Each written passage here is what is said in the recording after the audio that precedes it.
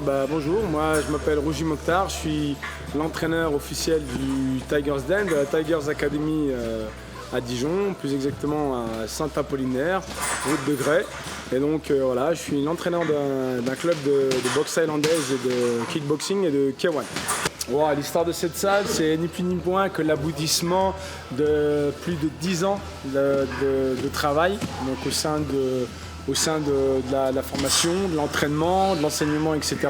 Donc ça fait maintenant 12 ans qu'on a créé la structure avec Philippe Gerbet. Au départ, effectivement, on bénéficiait des installations de l'université, puis des installations de la ville, qui nous étaient mises à disposition par la ville de Dijon et puis par l'université de Bourgogne. Et ça fait maintenant 2 ans qu'on a décidé avec Philippe, bien entendu, avec également un suivi et un accompagnement de tous nos partenaires, aussi bien les partenaires institutionnels que les partenaires privés. Donc on a essayé de mettre en place effectivement un projet pour pouvoir faire l'acquisition d'un local qui nous permettrait effectivement d'investir des lieux de manière permanente sur une structure qui nous appartiendrait en fait, dont on serait les principaux bénéficiaires, etc. et qui nous permettrait d'avancer dans notre projet sportif pour la simple et bonne raison qu'on s'est retrouvé un petit peu à court de moyens au bout de 10 ans parce qu'on n'avait pas véritablement d'installation propre à nous, on n'avait pas de moyens sur le plan technique, on n'avait pas de matériel, etc., etc. Et pour cela, il fallait dans un premier temps avoir un toit fixe et c'est ce qu'on a fait, c'est-à-dire qu'on a essayé de mettre en place à un moment donné toute une investigation pour pouvoir chercher des locaux. Donc on a fait ça pendant quasiment 3 ans avec Philippe et puis effectivement nos partenaires et donc on a réussi à trouver cet établissement en dernier recours et voilà, on a décidé d'un commun accord avec tous nos partenaires et la municipalité de Dijon d'investir les locaux et puis d'essayer de mettre en place effectivement une structure viable. Et aujourd'hui, donc effectivement, on vient de boucler notre première année donc, qui s'est soldée par un vif succès. Et là, on attaque notre deuxième année, on finit le premier trimestre de notre deuxième saison à la Tigers Academy à Saint-Apollinaire. Alors, qu'est-ce qui m'a fait arriver là? Ça a été un parcours initiatique, un long parcours initiatique. Tout simplement parce que j'ai commencé très tôt, vers l'âge de 9 ans. Donc là maintenant j'en ai à peu près 21, non, très exactement j'en ai 38. J'ai commencé vers l'âge de 9 ans à pratiquer les arts martiaux, plus spécifiquement le karaté, mais petit à petit en fait vers l'adolescence et puis vers la vingtaine d'années, j'ai pratiqué les autres sports de combat comme le kickboxing, la boxe anglaise, le full contact. Et après, en arrivant sur Dijon, parce que je suis natif de la région parisienne, en arrivant sur Dijon dans le cadre de mes études en STAPS, j'ai poursuivi effectivement une formation en boxe française où j'ai rencontré mon acolyte et mon associé de toujours, Philippe Gerbet. Et donc voilà, puis après petit à petit, on a évolué dans cette direction, dans ces sports de combat. Et puis on a découvert d'autres disciplines comme le kickboxing, le K1. Et après, on a voulu s'initier au Muay Thai. Et puis du coup, maintenant, on est dans la boxe thaïlandaise. Voilà. Écoutez, c'est simple. Aujourd'hui, si on doit prendre graduellement au niveau technique, on doit faire une classification des sports de combat. Le Muay Thai, donc qu'on connaît communément sous le nom de boxe thaïlandaise ou Thai boxing en anglais. En fait, c'est la discipline aujourd'hui la plus technique et qui offre la plus grande dimension de combat en fait. Pour la simple et bonne raison que par exemple en BF, en boxe française ou en savate, qu'on appelle aussi la savate, on a le droit de frapper qu'avec le pied.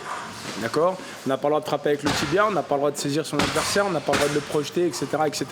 Bref, en kickboxing, c'est quasiment la même chose, sauf qu'on n'a pas de protection, on n'a pas de chaussons, et puis on a le droit effectivement de bloquer et de faire des parades tibiales. Et la discipline qui arrive juste derrière et qui offre plus d'opportunités techniques, c'est la boxe thaïlandaise. Pour la simple et bonne raison que la boxe thaïlandaise, on a le droit de frapper comme dans les autres disciplines, avec les poings et les pieds, mais on a également le droit de frapper avec les genoux et on a également le droit de frapper avec les coudes. Et on a une autre dimension dans le combat qui apparaît, c'est le corps à corps, chose qui n'existe pas dans les autres disciplines, comme la boxe française, le full contact ou le kickboxing, c'est qu'on n'a pas le droit de saisir son adversaire et on n'a pas le droit de le projeter. Alors qu'en boxe thaïlandaise, on a le droit. Voilà. Alors la boxe thaïlandaise, c'est simple, c'est la discipline aujourd'hui qui offre le plus de panels techniques, donc le plus grand éventail technique, donc en l'occurrence les coups de poing, les coups de pied, les coups de genoux, les coups de coude, et on a le droit également de saisir son adversaire pour essayer de le projeter, de l'amener au sol, etc. Voilà.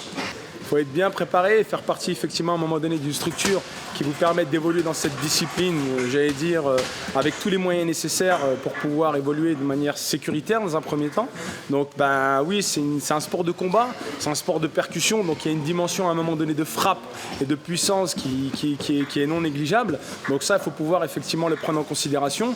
Mais comme dans d'autres sports, on est préparé, on est entraîné pour ça. Donc là où certains peuvent voir à un moment donné un risque objectif, pour nous c'est totalement subjectif parce qu'on est véritablement préparé pour ça, aussi bien pour donner des coups que pour bien entendu les recevoir, les bloquer, les esquiver, etc. On a essayé d'offrir effectivement à un moment donné une prestation de service avec Philippe Gerbet en créant cette nouvelle structure qui est la Tigers Academy. Ça fait maintenant 2 ans qu'on est installé dans ces nouveaux locaux et on a voulu à un moment donné offrir et faire en sorte de promouvoir notre discipline et faire en sorte qu'elle puisse être accessible à n'importe qui. D'accord ? Donc aujourd'hui, on a un format d'entraînement qui est bien spécifique. On a des séances d'entraînement qui durent 3 heures. Donc on commence à 19h30 et on finit aux alentours de 22h30 tous les soirs. Donc dans la première partie de l'entraînement, il y a une première partie spécifique qui est l'échauffement, donc déjà, dans un premier temps, donc c'est un circuit.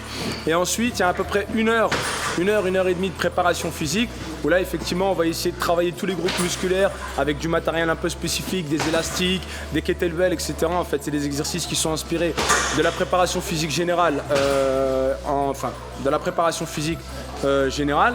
Et on a également, après 1 heure et demie de combat, donc là, avec une spécificité technique, tactique, etc.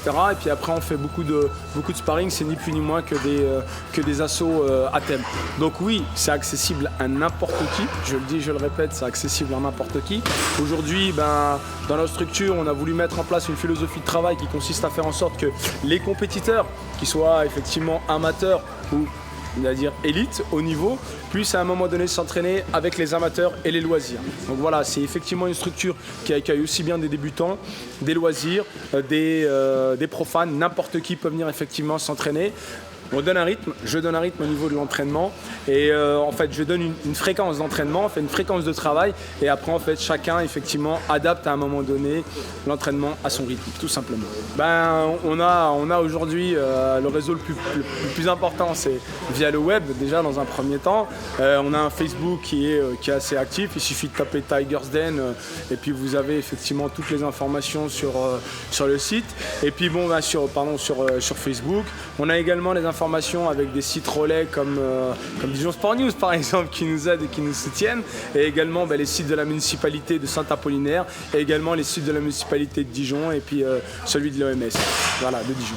Voilà, bientôt on va organiser notre gala de retour qui s'appelle le FC6, donc c'est l'EFC, donc l'Elite Fighting Championship qui s'organise normalement si tout se passe bien le 11 avril au Palais des Sports de Dijon. Donc je vous invite tous nombreux à venir soutenir nos différents boxeurs, les différents sociétaires du Tigers Den qui vont affronter des Thaïlandais. Donc voilà pour cette édition-là, pour cet opus, ce sera un France-Thaïlande.